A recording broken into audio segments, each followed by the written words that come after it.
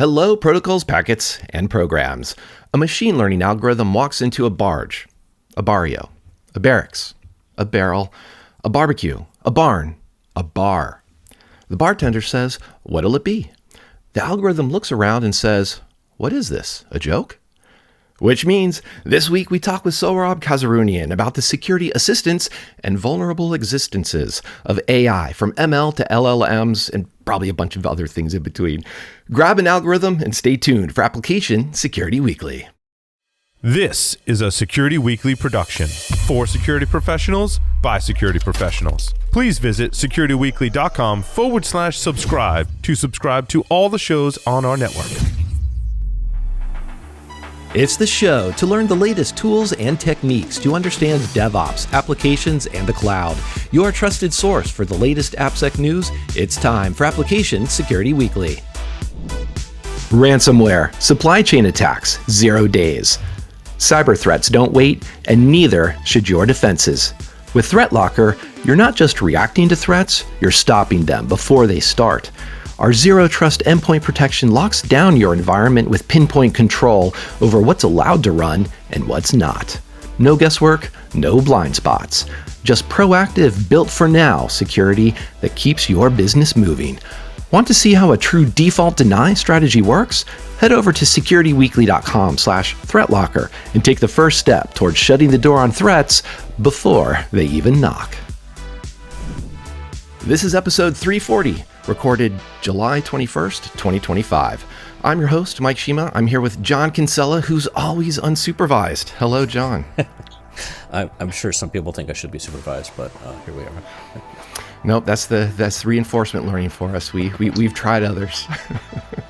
And with us today to help us understand a bit more than just reinforcement learning, supervise, or all the other puns or Easter egg references I can squeeze in there, we've got Sohrob Kazerounian. He's a distinguished AI researcher at Vectra AI, where he develops and applies novel machine learning architectures in the domain of cybersecurity.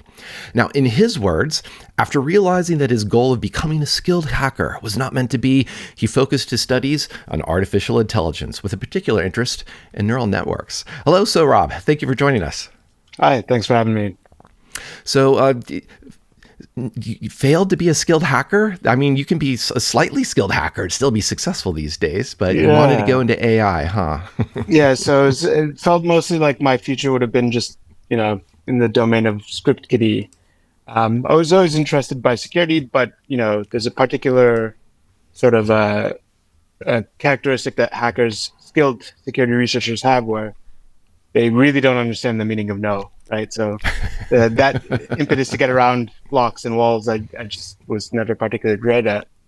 But I did have an early interest through conversations with friends, trying to understand how basically the human brain functions, how language acquisition works, how do children, pick up the grammar and semantics of a language. And at the time, there were really sort of two competing theories and approaches to that question. One was really this formal linguistics camp where the claim was, you have to have these universal grammars that are genetically encoded and sort of give kids a predisposition to learning and acquiring language. And on the flip side was this camp of cognitive psychologists who were trying to show that actually through modeling with neural networks, we can show that various aspects of grammars are actually acquirable and learnable just from hearing evidence from a particular language. And so that set me down the path of going into artificial intelligence with an interest in this neural modeling approach. And so at the time, largely neural networks were being used for toy problems, just to proof of concept, look, it can model without any pre-programmed, characteristics, can learn how to convert a verb into its past tense form, and really sort of kitschy, examples there. But ultimately, those approaches ended up becoming the dominant approach in artificial intelligence and the backing of what we see today in large language models, machine learning algorithms that sort of run the world around us. Yeah, and I think, it's obviously we're talking about it today, and we've seen in 2024, especially in 2025, that those toy examples that you were giving, or the references to toy, we've gone beyond just declensions of a verb into writing code as a security assistant or possibly as a security attacker. I'm curious there. Already, I've been a little hand wavy about just ML, LLM, AI generally. If we skip to the practitioner side, how important is it to distinguish the different flavors of AI for what we were trying to accomplish? Yeah, on the practitioner's sort of perspective of things, I think, the definitions have gotten blurred over time, right? So if you recall Deep Blue, the chess playing AI, at one point it was the case that people said, if you can get an quote unquote AI system beating a grandmaster, then surely we would call that intelligence, right? But we've always had this sort of shifting goalposts on how we define and what we sort of think are the necessary and sufficient conditions for intelligence. And once you had Deep Blue beat, I believe, Gary Kasparov, you had people saying, well, okay, it's not really intelligent. It's just, big tree search or whatever. And so the sort of defining characteristics of AI, I think even if you go back to Turing, have always been a bit fuzzy and blurry, and we've always tried to approximate what we mean. Now, interestingly, I think the various techniques that get involved in training these systems could be of interest to anyone who wants to go into the field, right? And on the practitioner side, it's certainly interesting to see what kinds of innovations have made some of these things possible. Right? So large language models, for example, a couple of the key innovations were to do, this language modeling, which is really just train a neural network to do next word prediction. And basically there, what you get is something that can autocomplete really, really well. But that on its own is not terribly useful. So if I'm asking a coding assistant or agent now, can you write me a function that does X, Y, and Z? I can just make the request and it'll write the program.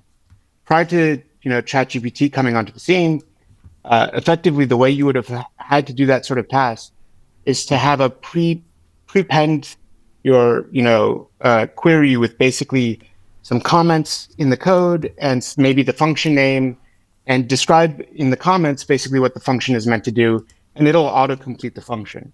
But a much more natural sort of conversational style is how humans want to interact with these systems. And that's something that really became much more feasible through supervised fine-tuning and also reinforcement learning from human feedback. So a lot of these innovations really do depend heavily on those different flavors of training.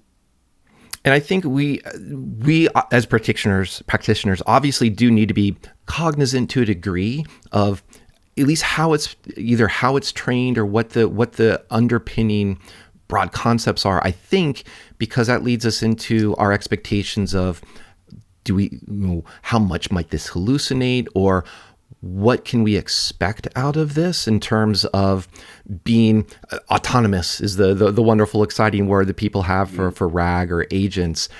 But part of that, I think, comes to what you were describing. Describe this function. Here's a function. That sounds a lot like explaining to a human, a junior programmer, I need you to write this, please, or here's an intern work. And in that question here, I'm trying to set up a question. I'm not sure where I'm going yet.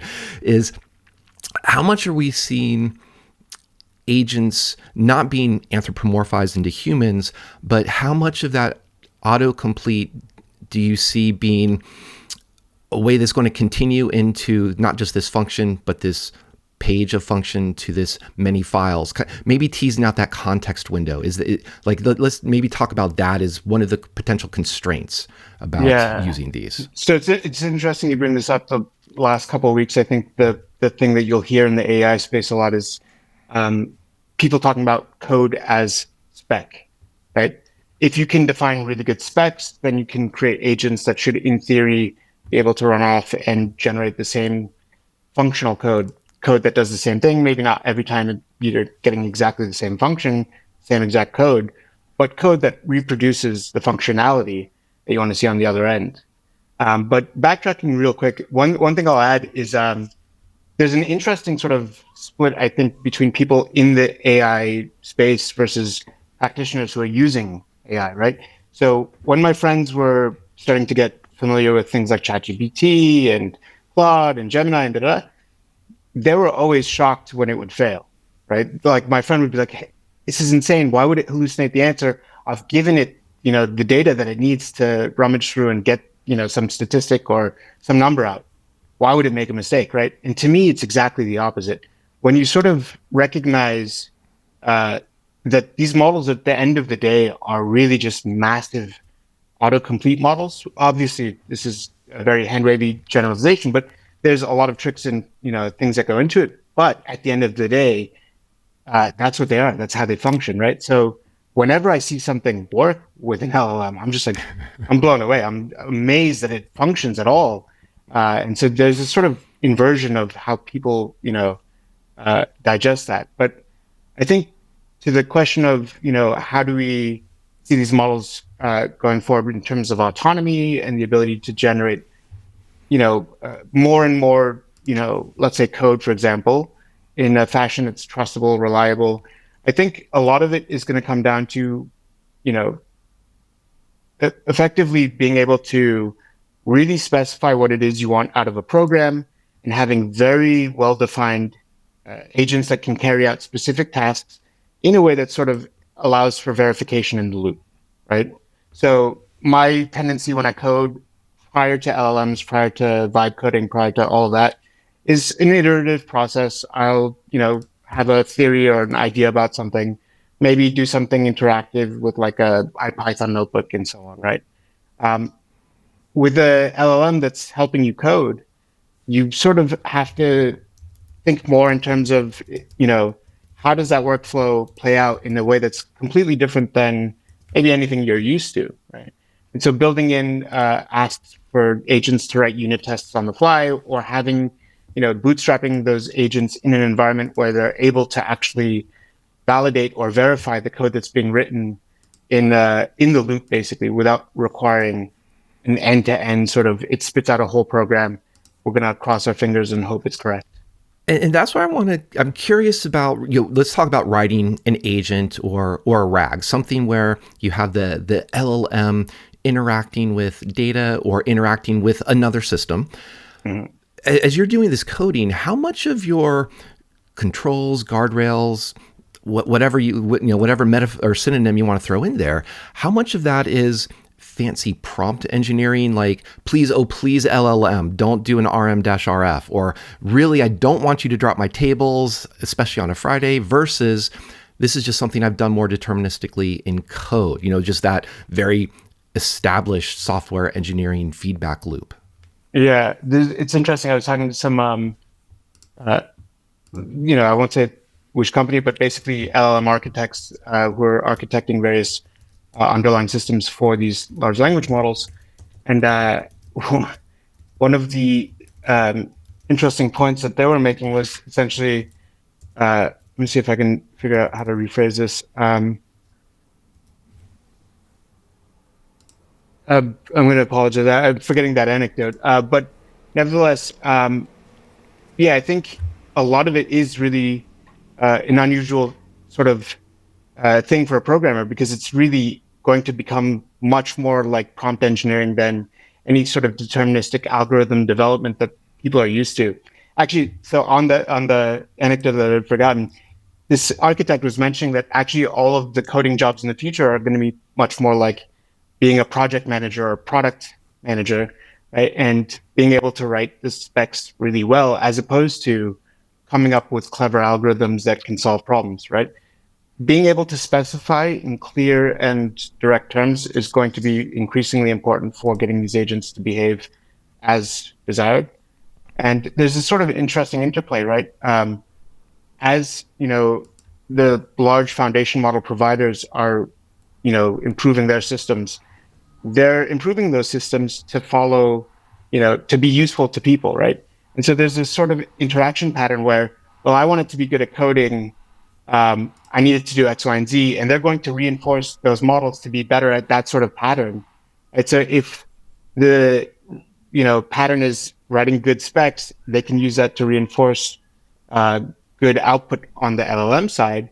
Now I'm going to be forced to write better specs if I want to write code, right? And so there's a feedback loop there where the direction the LLM's going, as well as the direction our workflows go, will increasingly sort of rely on, how that process plays out.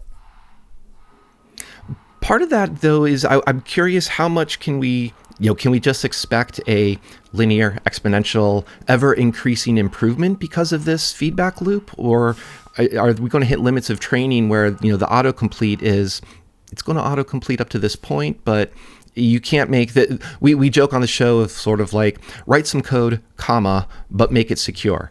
That make it secure phrase, it's hard to just say we've trained it and now we can trust the code.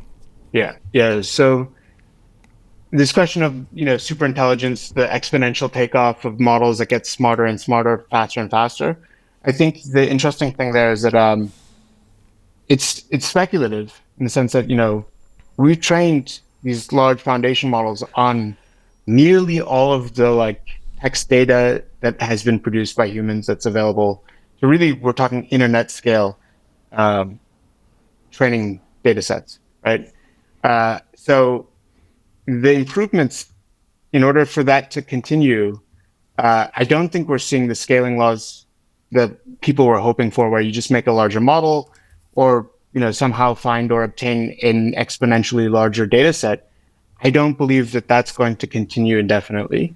And I think that's part of the reason why you're seeing these agentic workflows where people are saying, let's make really well-specified agents that are good at doing particular tasks.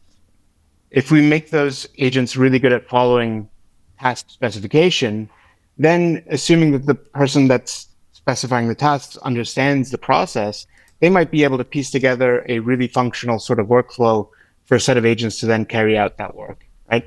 I think the problem in security is that unlike other domains, right? Let's say you're training machine learning systems to do object recognition.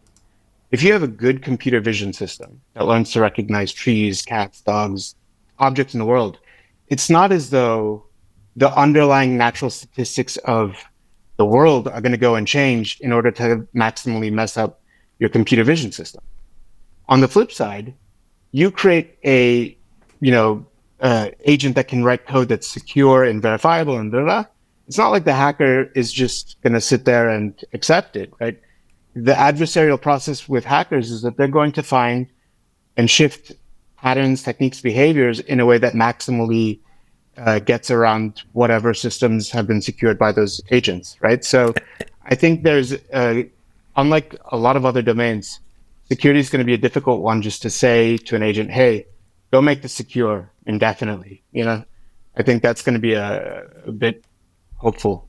Well, part of the problem there too is for most of the rest of what you're talking about, doing an internet scale model, and it's funny because I've been running one of the Google models here, like a 8 gigabyte model, and it's so impressive what I can do offline without any of the big power. But for that internet scale training set, there's all sorts of stuff in there which isn't secure. So the thing is, do you build that model off of that, or do you try to actually filter down and start with known good, or and then either way, I think you're still going to have that same answer of the offense is going to find a way around it. So it's always going to be that cat and mouse, or at some point, do you think it's going to improve? I think to the extent it improves in the sense that you'll have agents that are better at testing their own code. So I don't think the solution is let's give it, let's filter down the internet to only the known good code, right? That's going to be too difficult, too much work, I think the route that's most likely is you're going to find people scaffolding these agents in a system where they can actually write the code, let's say execute or whatever, stand it up, and then be able to attack that same application that they've developed, right? And by being able to attack, maybe they'll find the security holes and so on, ideally in a way that's moving faster or more robust than an attacker. But I suspect that basically the cat and mouse game, that aspect of it sticks around, just maybe how quickly that you observe it evolving. But I think, that'll be the way in which people sort of work around it. I don't see the large scale internet data sets becoming the solution, training only on known good code or whatever. That's maybe a band-aid for short term, but not going to do it in the long run.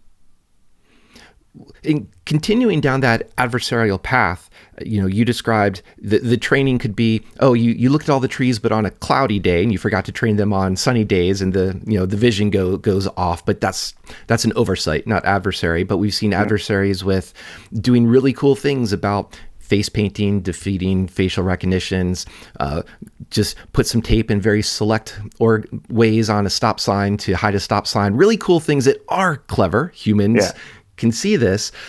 It leads me to ask then, what are the attacks that the model owners, the agent creators have to worry about? Is it model poisoning is one thing that come to mind. Prompt injection is everywhere. What are the ones that worry you the most that you see from a risk perspective? Yeah, no, I love that question for a number of reasons. So one, model poisoning or data set poisoning is already definitely a thing. There are folks on Twitter, for example, advertising the various types of model poisoning attacks that, data set poisoning attacks that they've already carried out. So that new models that are coming out have been trained on data that they've, released essentially, and it makes it easy or, very, reliable to prompt inject or to jailbreak those models, right? Now, I don't think that sort of attack is really the thing that people are going to have to be concerned about as their first and foremost priority. The stop sign attack that you mentioned, for example, I think those cases are interesting where people find, it started with the, let's find the minimal perturbation to an image or whatever that would maximally cause the thing to misclassify an object, right? The interesting thing, one of the authors of the original generative adversarial network papers, with a number of co-authors, actually published a paper a few years later saying, actually, ML AI folks need to really be thinking about the security of their models like an attacker or a defender, as opposed to just ML folks, right? Like, we are in our bubble. We don't think about the security of our models in the way that we should if we are productizing or productionizing these things. So my favorite example from that paper was, yes, an attacker might spend a ton of time trying to figure out, like, what's the sticker I could put on a stop sign that messes up your full self-driving vehicle. But actually, it's a lot easier for the attacker to just kick down the stop sign, right? And you talk to hackers. Fair point. You talk to hackers, and their sort of MO is basically what's the least amount of work that has the biggest bang for the buck, right? And attacks like that are I think, where really the thing that worries me, people putting these LLMs, Gen AI applications into production systems without really having thought through the security or, robustness implications of all of that, right? I think part of that goes back to the understanding what these models fundamentally, at the end of the day, what they do, how they operate, the kinds of mistakes they make.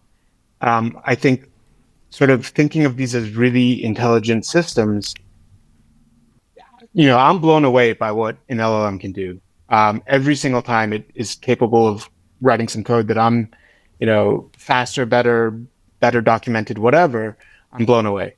But at the end of the day, I don't conflate that with, or anthropomorphize the system into thinking, hey, it's operating like a human does, right? When it makes mistakes in fundamentally different ways. And I think when you want to put LLMs into applications, you really have to be aware of what those kinds of mistakes are, what the failure modes, and where things can really go wrong and lead to downstream consequences.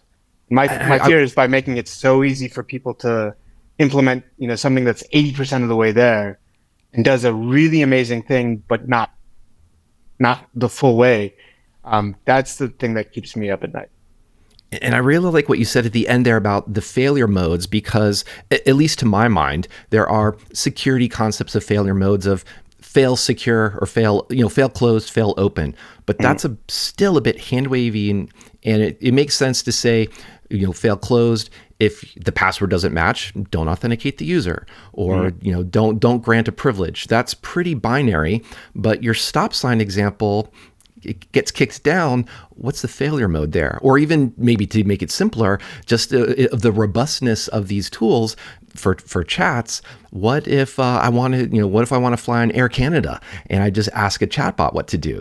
What can I do there? That's a failure mode that has not necessarily been appreciated. Or I'm also curious, does that even fall into security team as the responsibility? Yeah, there's definitely a blurring of your QA engineer has to be both sort of like an LLM psychiatrist or psychologist. Right? This is an interesting thing where, to me, the top AI conferences 10 years ago, it was all, can we come up with a second order technique that improves training speed and reliability?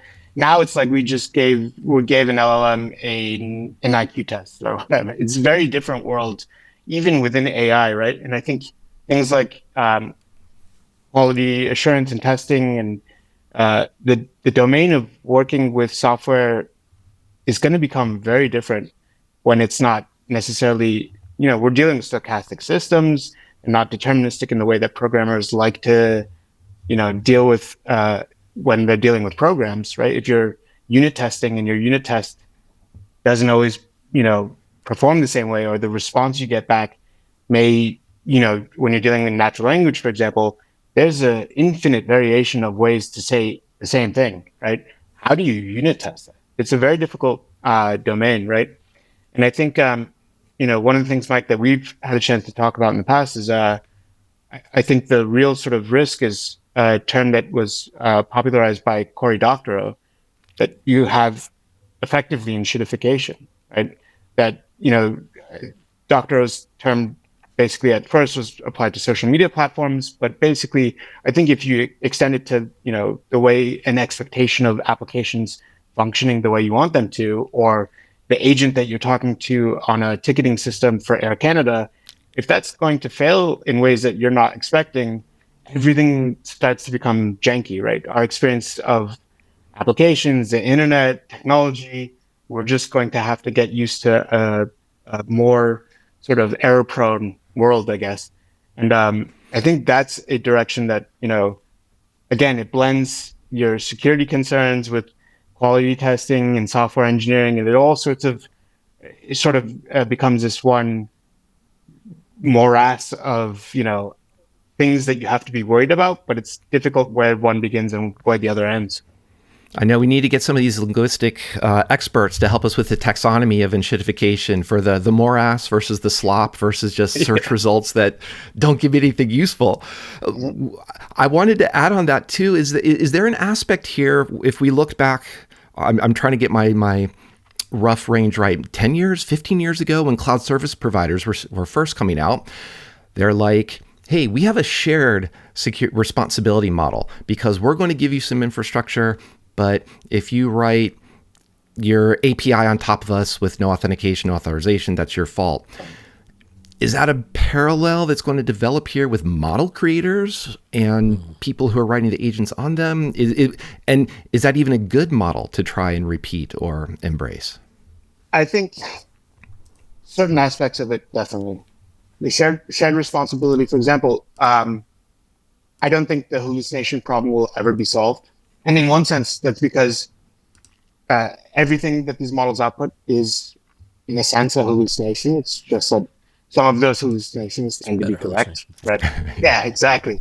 Right? Like they're, imagine if it could only ever spit out things that had been produced before. We would never be able to get new code or new functionality or whatever. It really just becomes a lookup table. But I think, nevertheless, model providers will get better and better at reducing the likelihood of hallucinations, right? So if you have a RAG system and you provide a PDF and there's a number in there, right? Let's say your quarterly revenue or whatever, that it will become decreasingly likely that an LLM will provide or produce the wrong number, right? And I think that's the LLM provider basically taking responsibility of that kind of aspect of the LLM's performance or behavior. I think other things, it will be difficult for an LLM or foundation model provider to basically envision or, secure against, right? So I think the to the extent that these Gen AI systems are useful, it's by giving them access to data, by giving them access to the levers that run things, right? So, what good is it if it's only just going to answer questions? Instead, I want it to be able to do things, right? Maybe, do database management, or to be able to take actions on a user's behalf and automate workflows and so on and so on. And in that sense, you're going to provide these LLMs the keys to do a lot of things that I don't think will fall on the model provider to sort of to predict what the space of those kinds of behaviors and actions would be. But I think some aspects of the shared responsibility model could be, people will learn from. But I think others, this is such a unique domain and such a novel sort of thing that will be difficult to carry over all the lessons. There's so many other paths for us to go down that I feel like I am running out of time, but I do want to squeeze in at least one more question from my side. Going back to talk about the adversarial aspect, there's a long history of security through obscurity, and in cryptography, there's Kirchhoff's principle where, the security of your system shouldn't degrade if the adversary knows how the system operates. Mm-hmm. However, in the stop sign example, if we're not going to kick it down, but we're going to perturb the image, how much security is there a risk of people perhaps mistakenly, I think, re-embracing an obscurity because they don't want to reveal weights? They don't want attackers to figure out, this is the particular phrasing that makes this prompt bypass all of the other fancy prompt injection guarantees that they had in there. Yeah, no, I mean, this is a good question.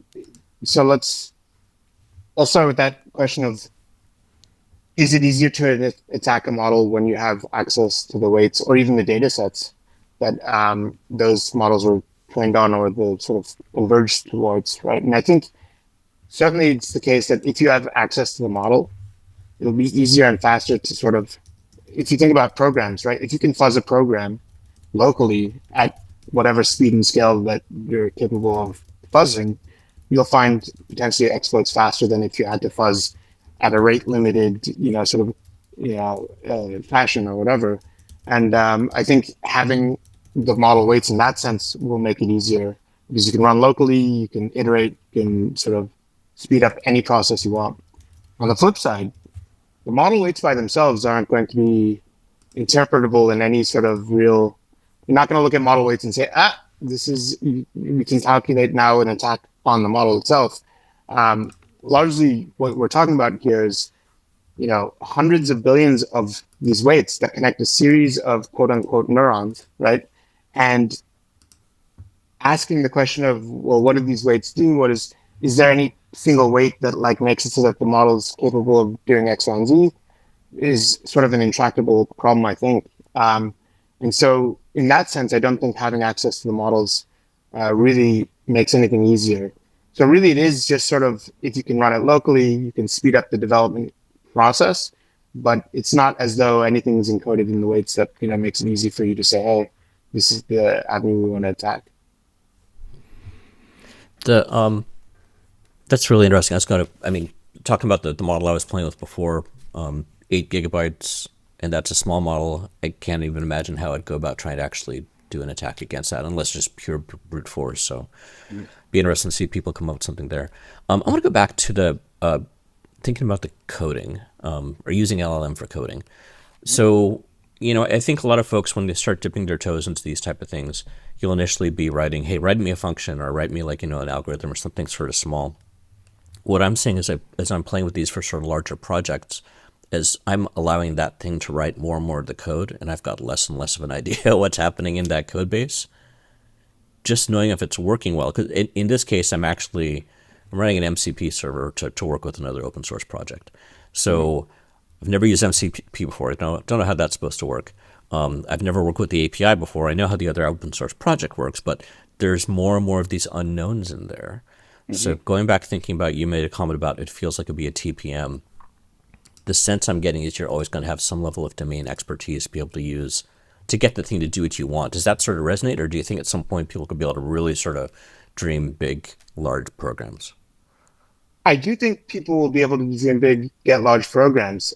I don't think they're going to be secure at all. I think the domain expertise will be there, or will need to be there in order to be able to develop in a robust and secure fashion. I think that's going to be two things. One is that I think that your experience is exactly the one that most people will have, where as I'm using LLMs to code larger and larger portions of something I'm working on, even though I know I should be very hyper vigilant and look over and really understand what the code is doing, it's unlocked the possibility of moving so quickly that I think even if we don't intend to, we're going to slip on that process of validating and checking the LLM, right?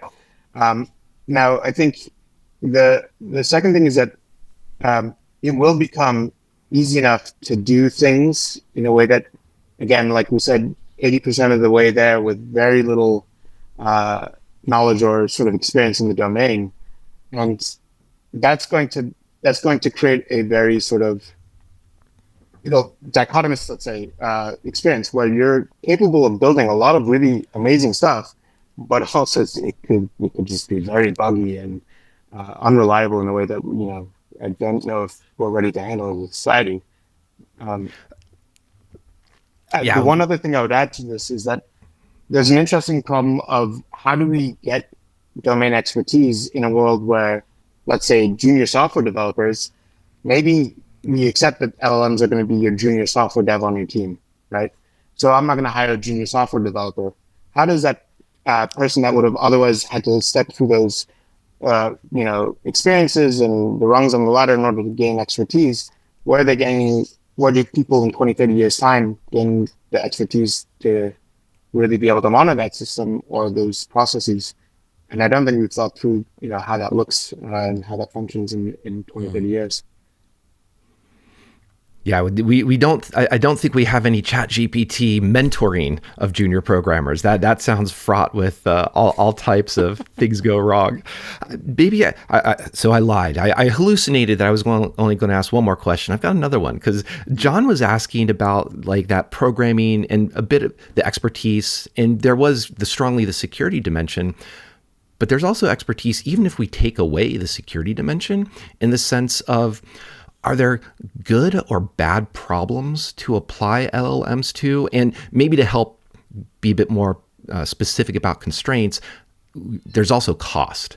Like a lot of times the cost of these, how many tokens you have, how big your context window is, how much of that influences how you approach an engineering problem? As a human, just to figure out where do I unleash this LLM?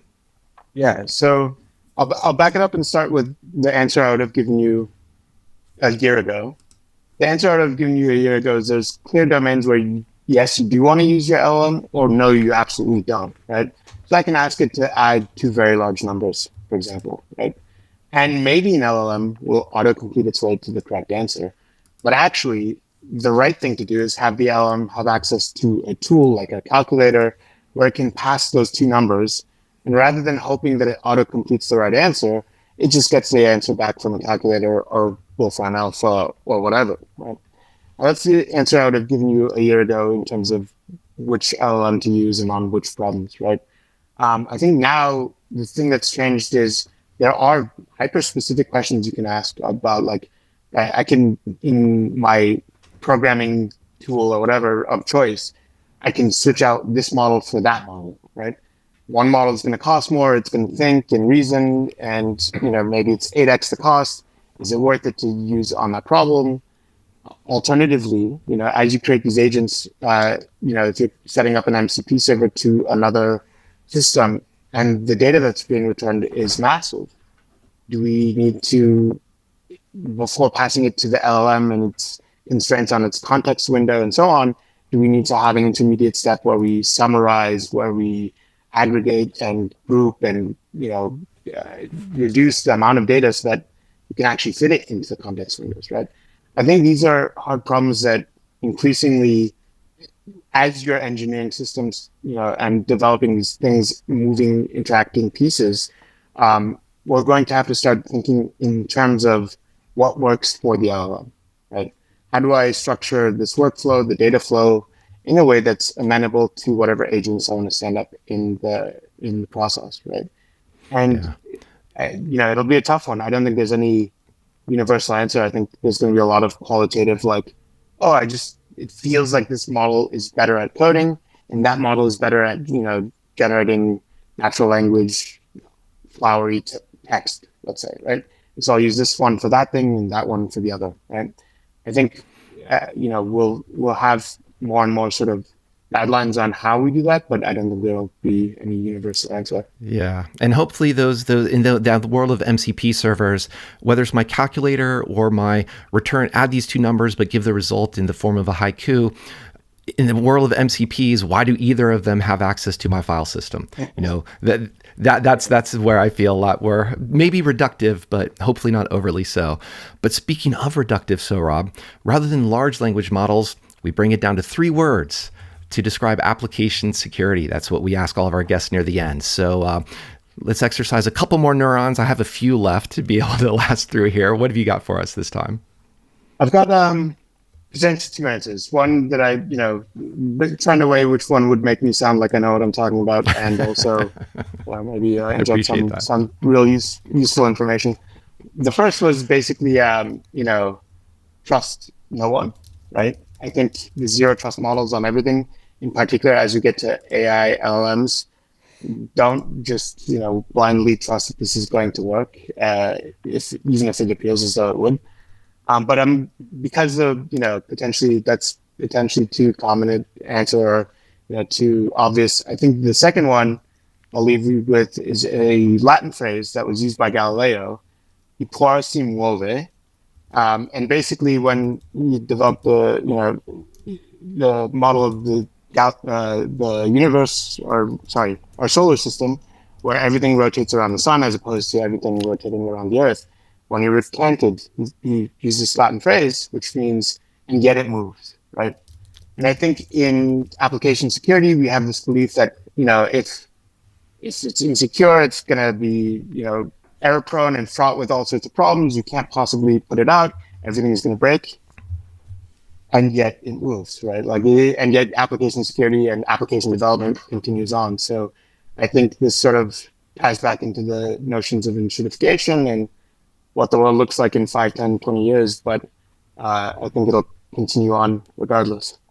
I absolutely applaud bringing in Latin in a discussion of languages. So yes, thank you so much, Sohrob. And I'm glad I had a couple extra neurons of my own to be able to last through this. But you did a wonderful job of explaining a lot of these basics and giving us a lot of good dimensions of this topic and LLMs to think about. Thank you. Absolutely, it's a good time, and anytime. And there are still a lot of things even more security specific that we didn't even get to. So I'm going to hopefully we can grab you back and get you back on for another conversation. Pretty sure we'll be able to get John for another conversation as well. So I want to thank him for joining us. Thanks everyone as well. We're going to take a quick break now and return with news of the week.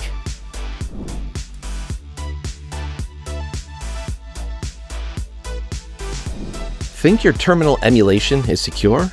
Think again. Passwords and firewalls alone won't protect you. Cyber threats are evolving, and so should your security. Rocket Secure Host Access gives you phishing-resistant, password-free protection with leading-edge encryption. Your mission-critical systems deserve more than good enough. Secure your green screen access and stay ahead of the threat. Rocket Secure Host Access. The future of TE is now. Learn more at securityweekly.com/rocketsoftware. Welcome back to Application Security Weekly.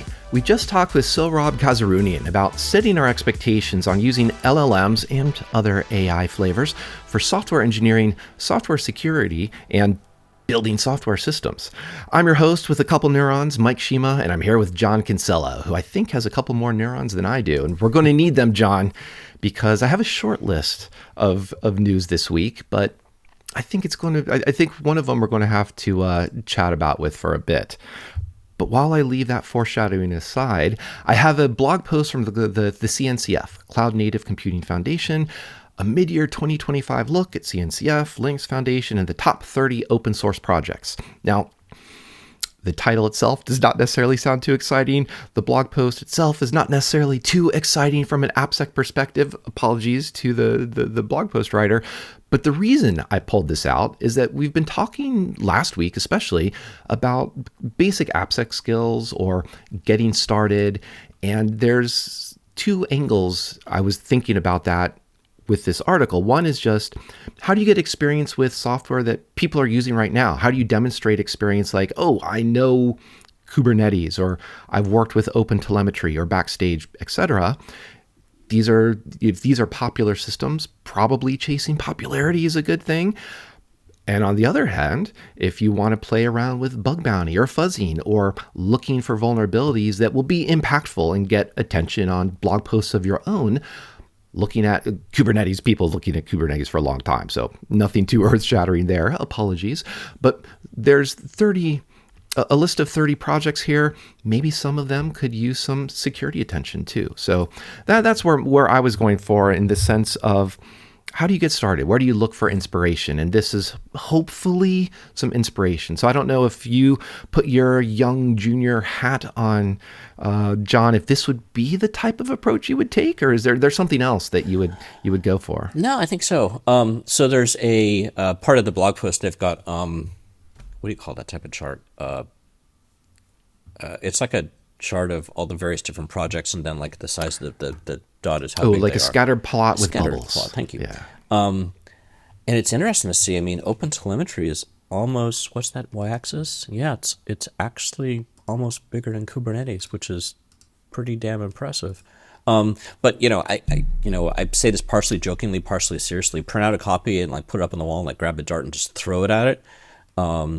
There's so many things in here that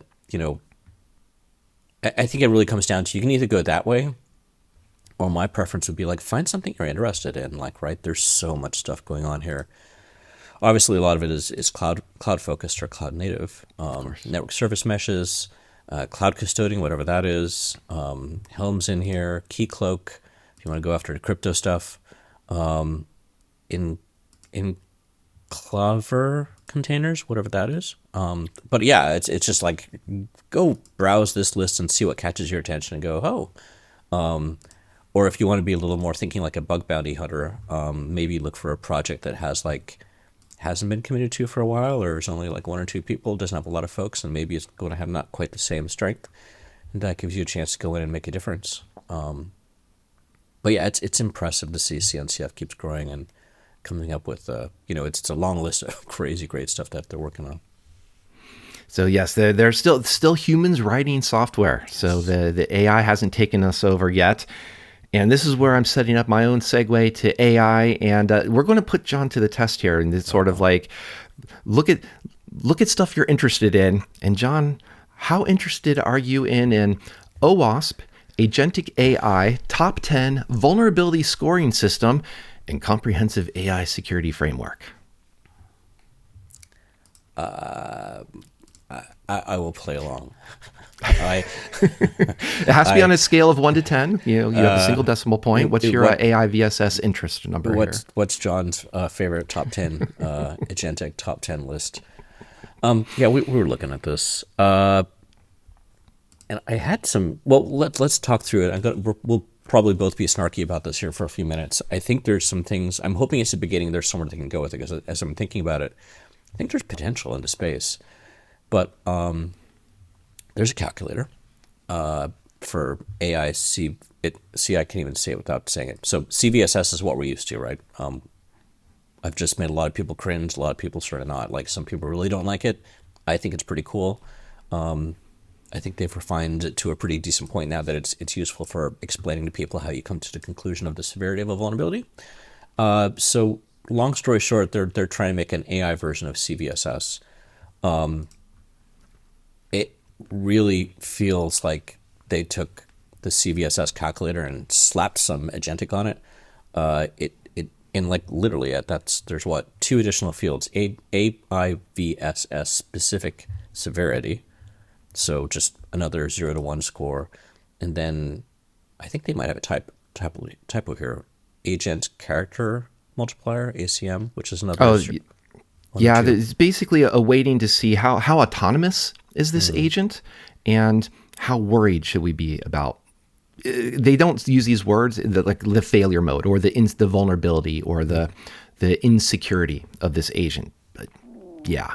But beside those two, it's just CVSS, and that I like the idea. I like the idea that maybe if you are doing something which is if you're using a non-deterministic system, how that either exposes or expresses or acts on vulnerabilities could be significantly different. So I think there's value to maybe add an additional, at least an additional variable in here to the calculation. I'm not sure if these feel very like a start to me. I don't know. Does that make sense to you? Or? It makes sense. And I think for me, I'm not even sure yet why they didn't go with CVSS V4 to start with and demonstrate, use this in a sentence. And the reason I kind of jokingly put it that way is that I think you do too. We read a lot of stories in security about here's a vuln with a CVSS 9, CVSS perfect 10, or here's a 9.1, 9.2.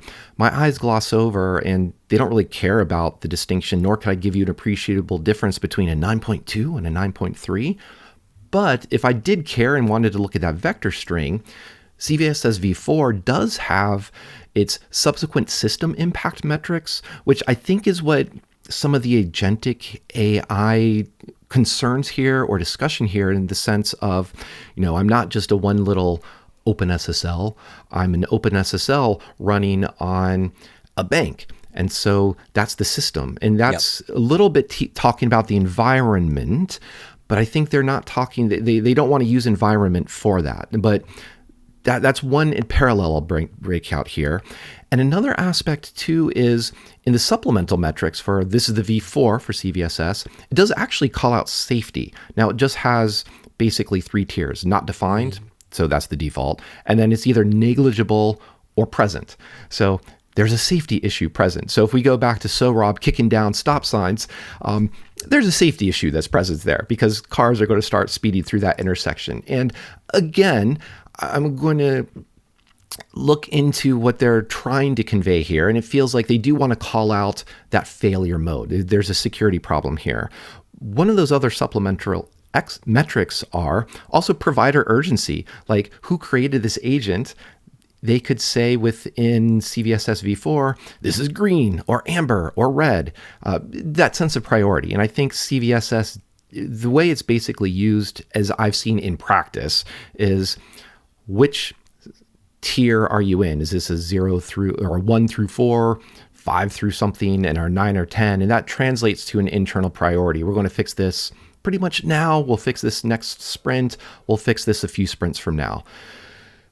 So that's where the AI VSS feels like it's skipping over a lot of either CVSS that exists. It's not perfect. Fine. I can have that conversation in a different way.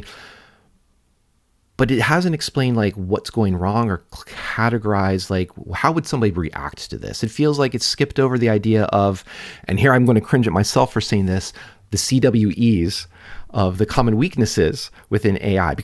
And the reason I cringe is there's hundreds of them. There's so many, but it is helpful to have a taxonomy for security folks, but not really as much for the end user. So there is an AI SVS, which is the secure verification standard. I can start to get behind that because that's more prescriptive and describing here's a good framework to build or here's a good approach to X, Y, or Z. And I'll throw back over to you in a second, John. They start off with an example of, motivating factors. Prompt injection, you don't have a code fix for it.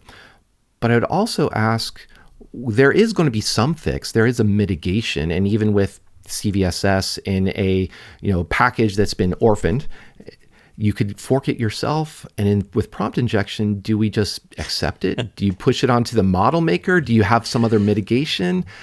Yeah, I'm laughing because I started thinking about like, okay, how do you address a a vulnerability in a model, is your patch just like a prompt that says, don't do this? Like, what is this? Right. I'm sure it's something better, but that tickles me. Sorry. Yeah, no, so where I was thinking, and I don't have the thought refined yet. So it's obviously whoever's working on this, me or anyone else, needs to put more thought into it, or I'm sure someone has. Is what maybe how much of a code base is generated by an AI system, or how much is controlled by the AI system, or like what's sort of take a step back and go like, not just is there a vulnerability in the AI beast itself, but like what is that then being used for? And maybe that's what they're trying to get to here, and I'm missing it. But like, is there a vulnerability in a system which is generating code which is going to be powering life-saving systems, or is this actually controlling a PLC or something in a nuclear power plant, or is it something a lot lower on the scale? And like, how does, I guess that comes back to what you're talking about too, like that environmental aspect of it. So yeah, interesting idea. It feels like it's needs another revision or two, but that's just me. Yeah, and I think to add onto those revisions too, and I'm still working through what what I would propose in this. There's an aspect of what's the data it's operating on. You were talking about systems. Is this a system? Is this is it working with a database and it's going to drop all tables, or is it in something that is more human oriented, as you pointed out? Also, is this just interacting with my local calendar, and can it leak all of my calendar data?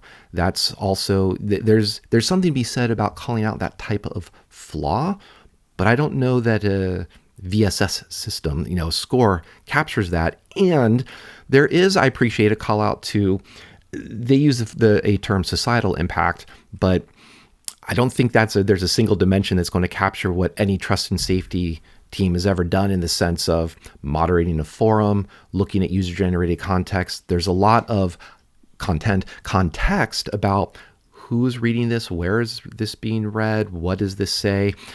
It's going to be difficult to do, but I think there's a problem to solve there. I'm just so far not convinced that this CVSS-like score is getting us along that path. So that's what I wanted to exhaust myself. Do you think we're going to start having top 10 VSSs? Top 10 numbers to use in a VSS score. I like it. Let's, if we can, John, let's move our minds beyond AI and MCPs, because as a bit of an aside, as I look through the news every week, there's always AI. It's something LLM, something MCP, but I'm trying to remember that there's more to AppSec than just that. It does feel like it's consuming a lot of attention right now.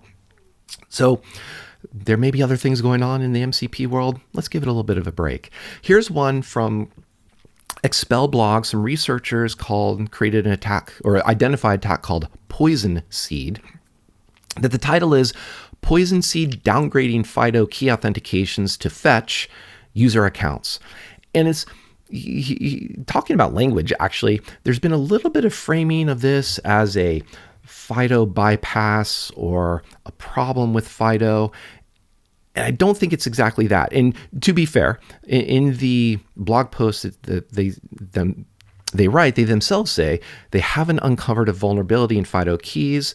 It's really how they describe an attack demonstrates how a bad actor could run an end route around an installed FIDO key, which basically just means you can have FIDO passkeys. I'm still a fan of that, will always be. But if you have a weak, what does your account recovery model look like? Mm-hmm. What does a fallback look like? Because if I lose the hardware, if I lose my phone, I lose my key, my UB key, for example, you don't want your end user to be permanently locked out. And speaking of something that scales, you can't just say, call this hotline, show your driver's license, we'll let you back in, etc.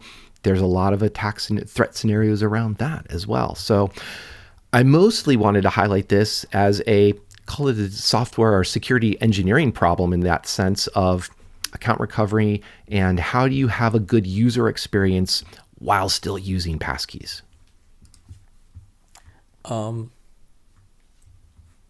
Yeah, I mean, this is the nature of the beast. It's as I refer to, usability of security, right? Our usability versus security. Yeah, I don't know. I think it's funny. I was going to say, like, well, I just scrolled by. Part of it was talking about iPhone. It's like, yeah, okay, maybe I can trust my iPhone, but still, that's something else. Of like, if these things, we always have to have some way of digging ourselves out. I'll say, and yeah, it's so. It sounds like this is. I mean, it's really just a phishing attack, in a day, but it's an interesting. How would I say? Interesting version of a phishing attack, right? So how can we get around that nasty little thing which is supposed to prevent these things, or a lot of people think they prevent them. But yeah, it does come down to what, it is this, and I'm not sure, I didn't see in here, I know it's XBL customers, but I didn't see what's protecting. In other words, what's the value of the target that the FIDO was on? Because that again comes down to, right, do we want to make it easy enough that someone can, maybe they sit on a phone call for, as you were saying, 5-10 minutes and figure it out, or maybe it's you have to get access at 3 o'clock in the morning, so you have to have a different way to do it. And all these usability factors come into this. So, yeah, okay. I guess the interesting question to me would be, when the folks designed the system, did they consider that maybe someone would try an attack like this? And I think that's the great way to summarize this. What was your threat model? Did you consider, and did you accept this? And then have to go back and then revisit and revise either your design or your threat models. And part of the reason I was also bringing this up was that sense of, it looks like partly passkeys are succeeding in pushing a lot of, call it more work, that work factor, that attacker cost onto the attacker. So attackers do have to change and adapt because security in some degrees is getting better. So especially with passkeys. However, the world is still out there to compromise people. Phishing still works. And as you were kind of thinking aloud there, John, about what's the end goal of this? One possible end goal would be phishing an NPM platform administrator, which I have an article here from socket.dev. An active supply chain attack, NPM phishing campaign leads to prettier tooling packages compromise. And prettier is something that I think is an absolutely wonderful tool. It's just click, make my code be formatted so other people can read it and I can read other people's code. But it really just boils down to administrators saying, oh, look, I am ostensibly security minded. I'm an engineer and I made a mistake. I clicked the link, entered my credentials, and voila, the attacker was obviously very prepared for this, pulled off an attack that was pretty clever and was trying to minimize detection. And there you go. So it's not like just saying passkeys can fix everything here. Some of my questions about this would be, what was missed in the sense of perhaps requiring 2 people to confirm a push, or other ways to detect something, potentially malicious action or sensitive actions. But, and I'm going to have to cringe at myself for using this again too, internet scale. NPM has millions and millions of packages. So you can't just hire someone to say, yep, this looks good. This looks good. This looks good. It does have to have some type of automation. There has to be trust and trust boundaries there to do things, because otherwise humans are just going to die. And I don't think we can trust LLMs in this case either, because we want some very deterministic decisions for security things like this. It's an interesting thing. And, we've talked about the security of NPM a few times over the last year, 18 months. Riffing a little bit off what you're saying, it reminds me like if we do like a 2-person verification on a pull request for sensitive code or sensitive part of an application. So do we? I guess the question would be: does NPM do they provide the functionality that then a package maintainer, if they so want, could require to have more than one person check off or sign off on something? Then the question is when, and we come back to the same as last time, that same usability thing. It's one of the problems we have in open source is folks get pretty busy and they don't have time to do every single little thing. So are they going to have time to get someone else to go and, poke them and sign off that something they're doing is legitimate. Yeah, this whole area of I'll hand wave and call it social engineering in general, because these are in a large way what these type of attacks are. It's it's not an easy thing to. I don't think we've seen any easy fixes. The one popping in my head is like Cloudflare and what those guys do to ensure if a browser user is legitimate or not. And we've had folks on here before from the Google equivalent. I can't remember the name, but yeah, the bots have not yet taken over. Yeah, so if you, I think that was HCAPTCHA, if I remember correctly. So we started off with an idea of the, CNCF 30 projects, if you want to get into look at some security and think about that. And we're going to end on, you want to design a usable security policy and process around all of these platforms. NPM is just one example. And also, to be clear, wanted to celebrate the transparency and saying, for this maintainer, say, I got phished, you could too. That's the attitude we want, to figure out what are the better processes and controls that we can have to protect here. So that is my PSA for the day. I think I've listened to me enough. I'm sure John has. And rather than... But we are out of time for yet another Monday. So I do want to say thank you to John. I want to say thank you to everyone who continues to join us. We very much appreciate it. Please do remember to subscribe and tell your friends about it. Check out the show notes, share about us on the socials. And speaking of, I'm not sure how to speak. And speaking of good music, because I always like to end on here, check out Magnétique by Lukash. We'll see you next time on Application Security Weekly.